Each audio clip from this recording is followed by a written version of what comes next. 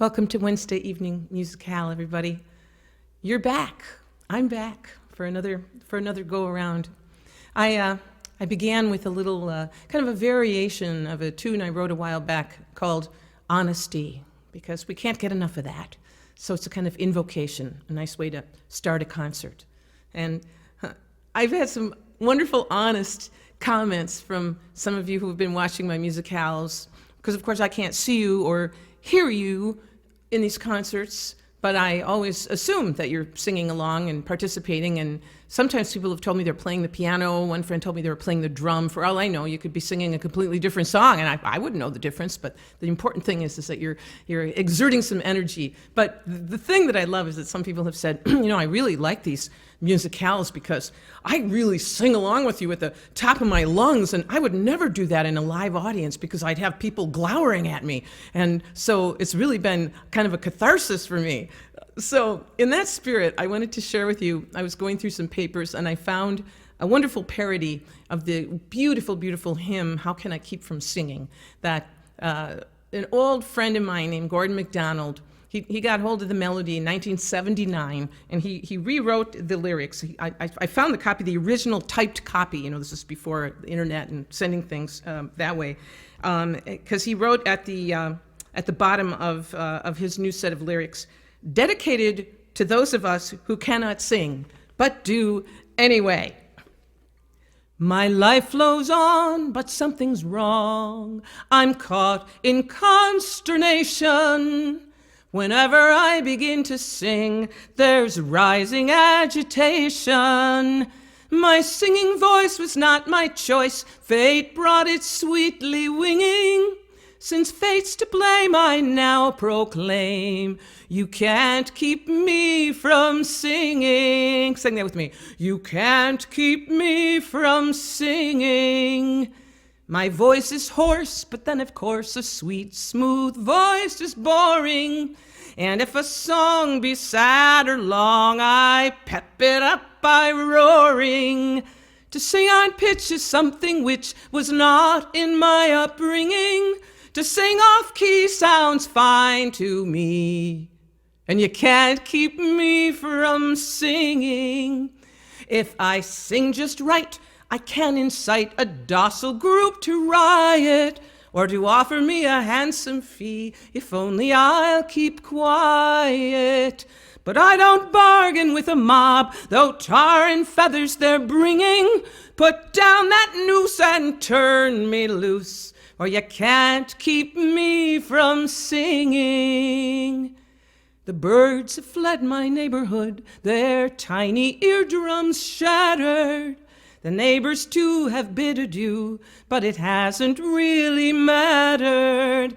My daily mail brings threats of death and curses coarse and stinging.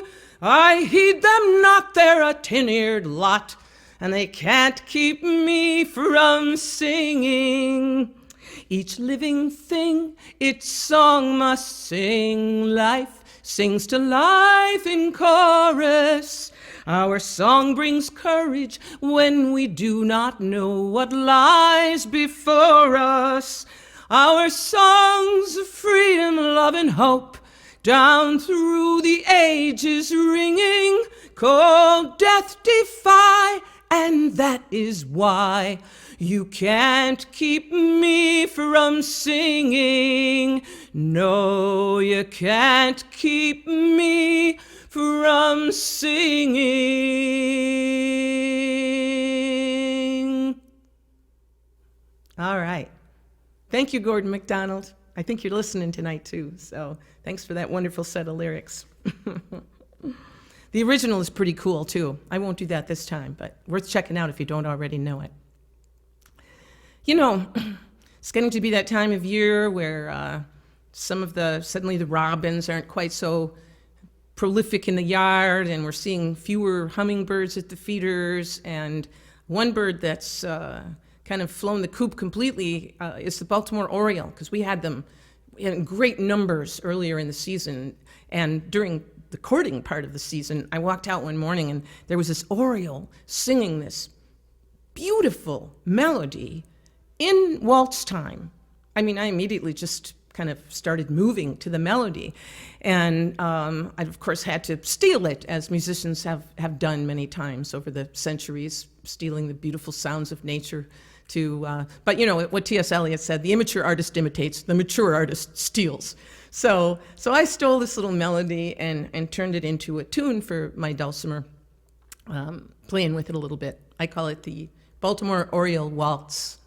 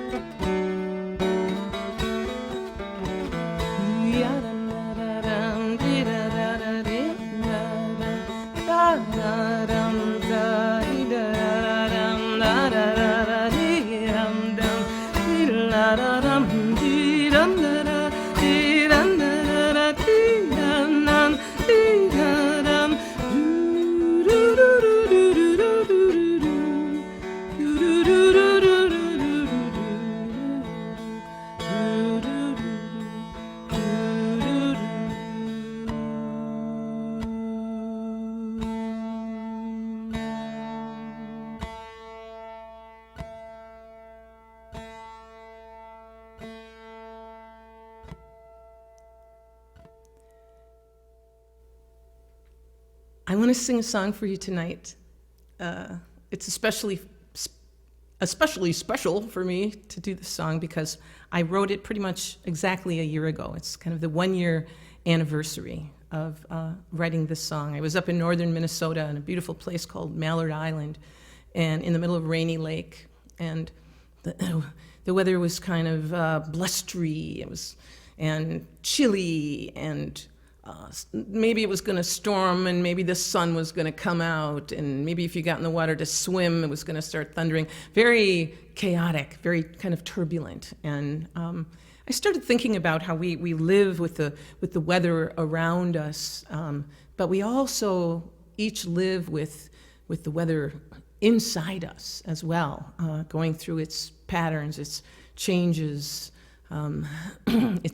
its habits.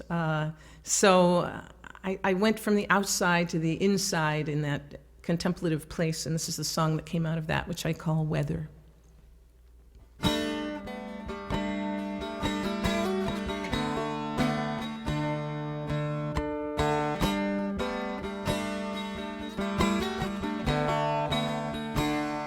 I reached for you in the pounding storm, the wind so cold, but your hand so warm.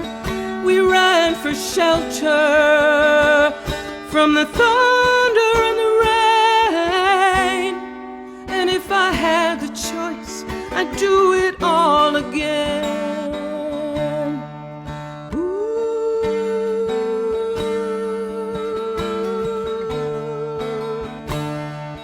There in the cottage, with the door flung wide, we took our respite from that storm outside.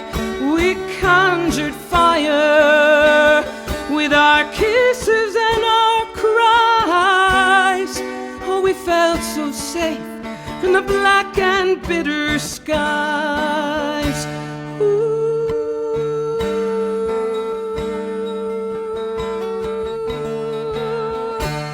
Some storms rage in the middle of your soul, sun shining outside, but the winds blow cold. Down deep where there's no place to hide from from the pain, and no hand to hold as the tears fall down like rain. Ooh.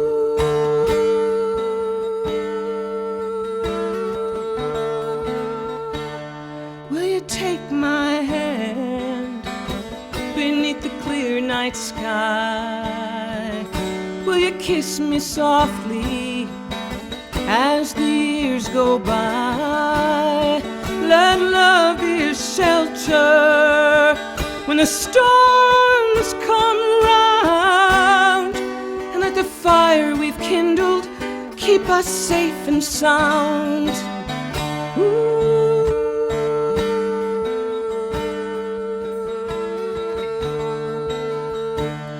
I reached for you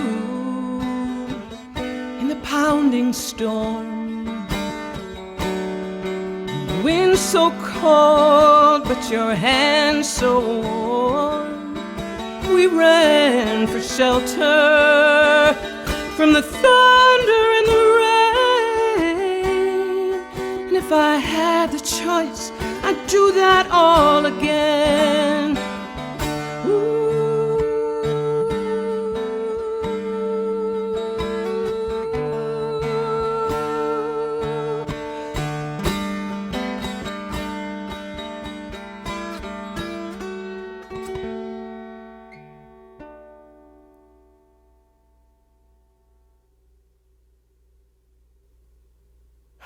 A song called Weather. Yeah. Let's see here.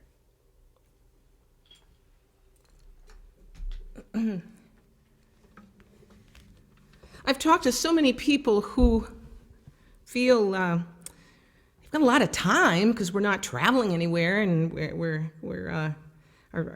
fact, time has kind of become this much more kind of liquid and fluid thing, and yet there still doesn't seem to be enough of it. And I still know plenty of people who are running around like chickens with their heads cut off. And I hear people talking about how, it's going to be okay when we get back to normal. And I just keep thinking, what is that?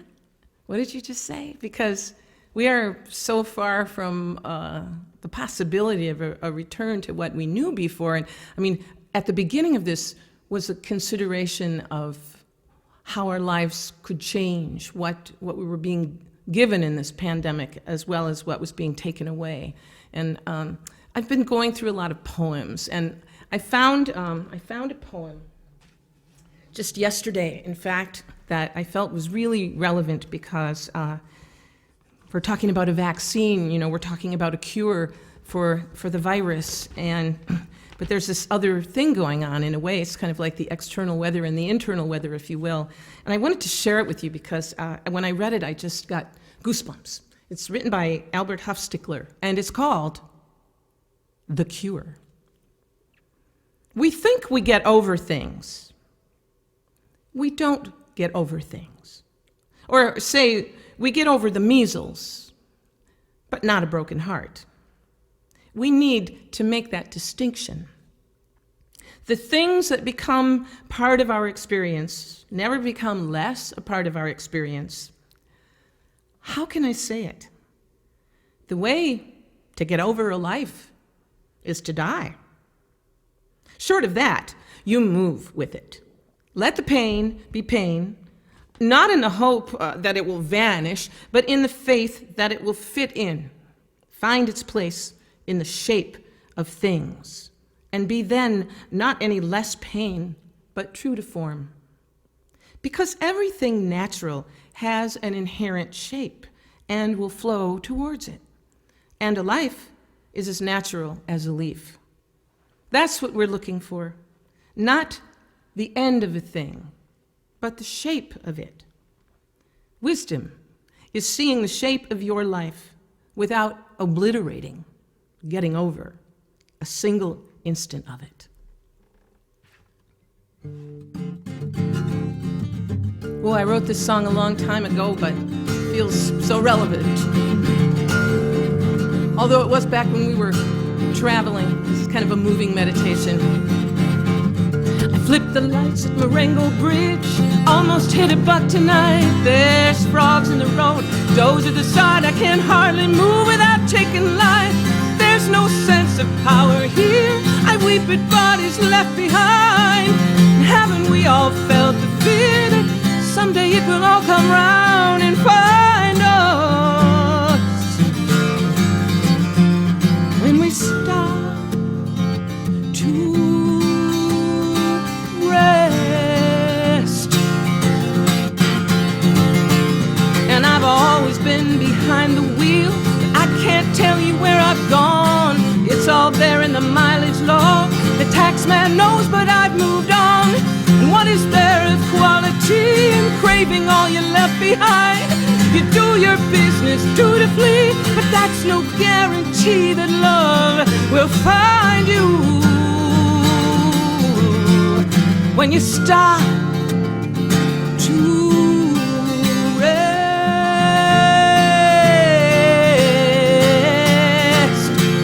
These small towns scare me with their whiskey smiles. Too many cousins in too few miles. And big time towns terrify me too. Anything goes cause they don't know you. And if we all flee to the wilderness, it won't be wilderness for long. It seems there is no place left where I can take this pain and remain strong enough to stop and rest.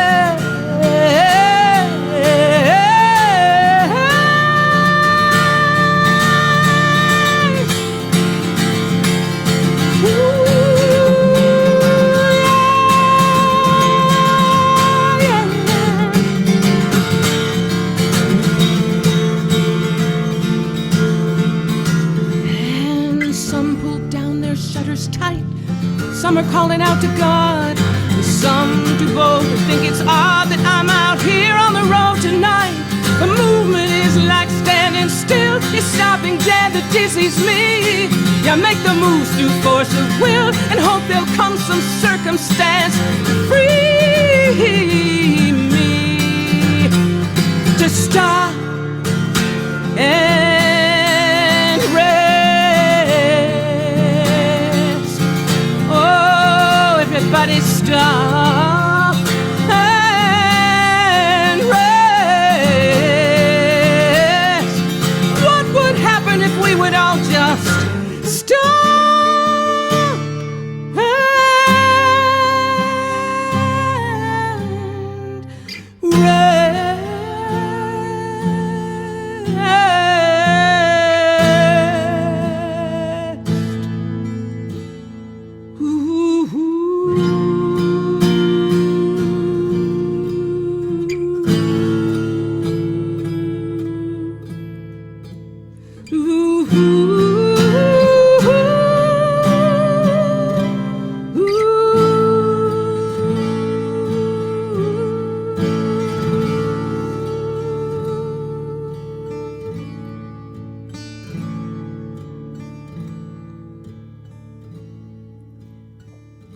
James Baldwin has this beautiful quote about the things we're wrestling with right now. He said,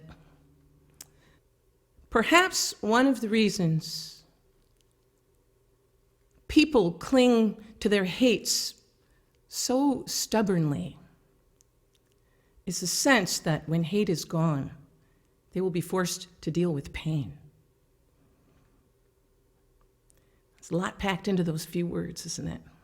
I'm going to wind up this evening with a song of catharsis, because we need it. We need it. I wrote this song a long time ago, a kind of music therapy song, because weeping is considered a sign of weakness sometimes, and I beg to differ. I beg to differ. To me, it's actually a sign that you're able to confront your pain and your discomfort and your anxiety and express it, or at least try to express it. And we know now from science that weeping is good for the immune system. It helps to clean the system out, and maybe that's why I gravitate toward it too. Because my dad, I'm the daughter of a plumber. The idea of cleansing the system, flushing the system, that makes a lot of sense to me. So here's my song for you. It's called "Invitation to the Weep." I feel a good one coming on. It's been a while, but oh, this is the real thing. Everything's perfect, the weather, the music. I'll get real comfy and let her rip. I'm gonna weep till all that's left to do is sleep. It won't be a cheap weep, gonna be a deep weep. Yes, I'm gonna weep. My phone's unplugged, my roommate's gone. Until next weekend in case I get rolling. I'll prime the pump, the evening news, a little wine, mountains of Kleenex at my fingertips. I'm gonna weep till I'm a mildew trembling heap. It won't be a slack weep, but a good old choking hack weep. Yes, I'm gonna weep. Whoa, it doesn't have to be depression, no, that makes the tears so easily slide. Just think of it as a big jam session for all those pent-up feelings deep inside. Repeat after me. Oh, fish gotta swim and birds gotta fly. I got to weep till I get puffy eyes. I generally do this all alone, but you seem so intrigued I don't mind asking. Wouldn't you love it? No excuses. I see you're sniffling. Follow that red nose on a little tree.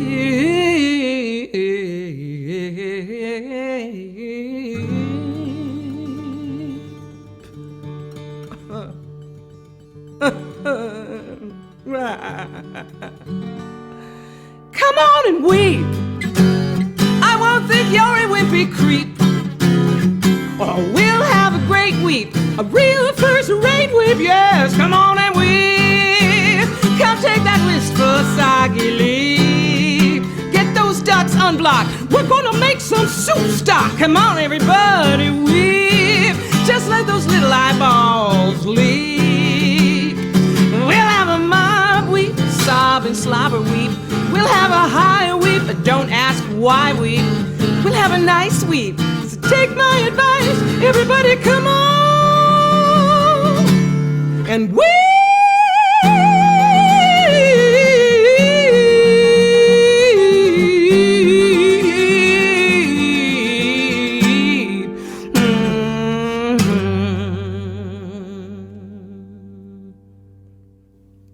Invitation to the weep. Thank you so much for joining me tonight for the Wednesday evening Musicale. Remember, I have a virtual tip vessel at my website, claudiaschmidt.com. You're not obligated, but if you'd like to visit it, it sure helps out a lot. I won't be doing a Musicale next Wednesday because I have bunch of things going on. I'm singing, performing with Sally Rogers at the Fox Valley Folk Festival on Labor Day weekend.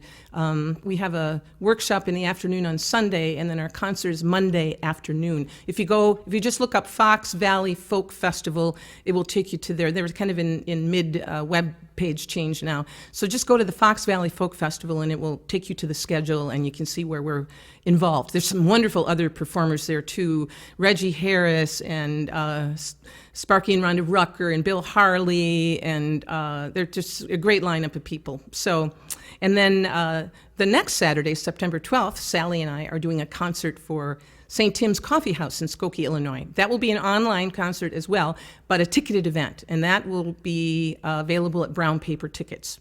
Wednesday, when I would normally be doing this, I'm actually doing a live concert just a few miles down the road from my house at the Fletcher Memorial Library. So for those of you who live near me, at 5:45 p.m. we're gathering on the lawn for a live concert.